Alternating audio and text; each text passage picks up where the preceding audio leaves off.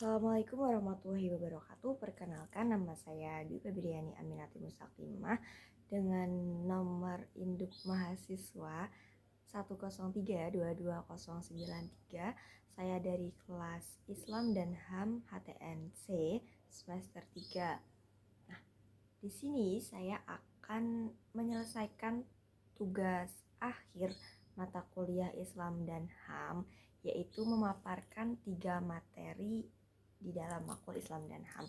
3 materi itu adalah sejarah perkembangan HAM di Indonesia, landasan HAM dalam Islam, dan yang terakhir ada maqasid syariah beserta korelasinya dengan hak asasi manusia. Oke, untuk mempersingkat waktu, langsung saja kita memasuki ke materi yang pertama, yaitu sejarah perkembangan HAM di Indonesia.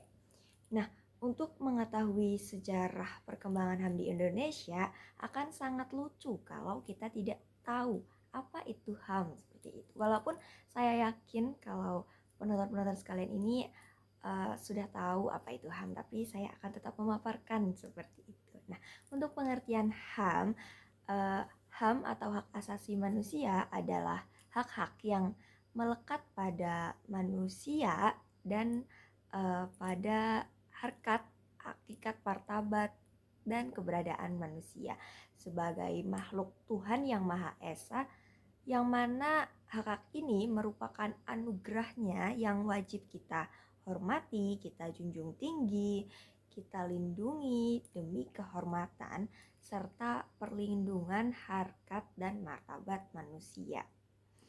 Nah, karena sudah tahu apa itu hak asasi manusia nih, kita lanjut ke selanjutnya, yaitu sejarah lahirnya hak asasi manusia. Jadi hak asasi manusia ini dimulai dari lahirnya Magna Carta pada tahun 1215 di Inggris. Nah, di mana pada saat itu ada peristiwa di mana raja mereka itu melakukan suatu kesewenang-wenangan terhadap rakyatnya, yang mana hal itu membuat para bangsawan itu berontak dan akhirnya mengeluarkan perjanjian Magna Carta ini. Nah, selanjutnya itu untuk perkembangan hak asasi manusia. Untuk perkembangan hak asasi manusia ini dibagi menjadi 4 golongan. Untuk golongan yang pertama itu cuma membahas mengenai hukum dan politik seperti itu. Nah, untuk golongan yang kedua itu sudah cukup lengkap karena di situ juga membahas mengenai sosial, terus ekonomi dan lain-lain gitu. Nah, untuk golongan ketiga dan keempat itu akan lebih luas lagi bahasanya, karena selain membahas pokok-pokoknya juga membahas tentang perlindungannya seperti itu. Nah, selanjutnya kita masuk ke materi yang kedua, yaitu landasan HAM dalam Islam. Untuk landasan HAM dalam Islam ini terdapat pada Al-Quran, walaupun tidak secara jelas, tidak secara rinci, tidak secara tersurat dijelaskan dalam Al-Quran mengenai hak asasi manusia ini, tetapi apabila kita apabila kita lihat melalui beberapa sudut pandang, itu akan menjerumus ke dalam pengertian hak asasi manusia tersebut.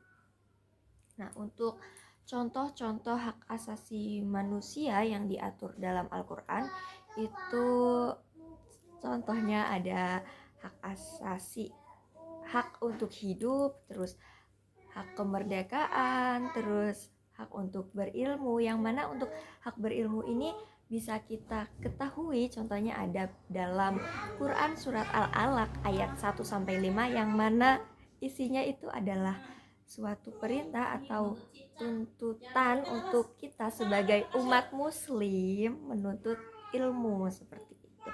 Lalu ada hak kehormatan diri dan ada juga hak untuk memiliki. Nah, selain di dalam Al-Quran, untuk hak asasi manusia ini juga dibahas dalam As-Sunnah dan Al-Hadis. Sama seperti di dalam Al-Quran tadi, bahwasanya hak asasi manusia ini tidak dijelaskan secara tersurat gitu, tidak dijelaskan dengan sangat jelas dan detail gitu. Tetapi jika kita telaah lagi, beberapa gitu akan menjurus ke pengertian-pengertian hak asasi manusia seperti itu. Lalu selanjutnya masuk ke dalam materi maqasid syariah beserta korelasinya dengan hak asasi manusia. Sebelum ke situ kita akan memaparkan mengenai pengertian maqasid syariah. Nah, sebenarnya apa sih maqasid syariah itu?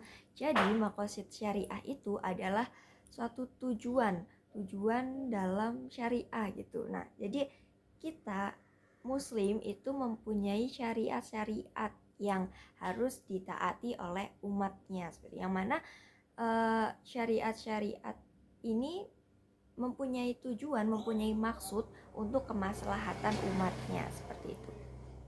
Nah, di dalam maqasid syariah itu ada 5 aspek.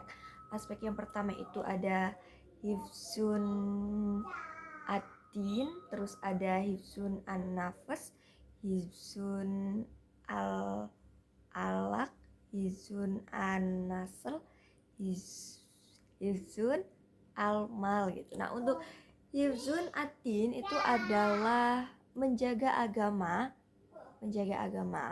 Selanjutnya hifzun an-nafs itu menjaga jiwa, terus hifzun al-aql itu menjaga akal. Terus hifzun an-nasl itu untuk menjaga keturunan. Selanjutnya terakhir itu ada hifzun al-mal, itu menjaga harta. Nah, terus apa sih korelasinya antara maqasid syariah dengan hak asasi manusia?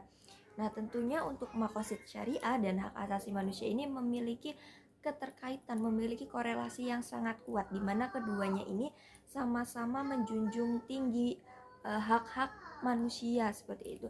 Di mana keduanya ini sama-sama bertujuan untuk kemaslahatan manusia, seperti itu. Nah, itu tadi 3 pembahasan atau 3 materi yang dapat saya sampaikan dengan segala keterbatasan. Saya mohon maaf atas segala kekurangannya dan terima kasih atas perhatiannya. Wassalamualaikum warahmatullahi wabarakatuh.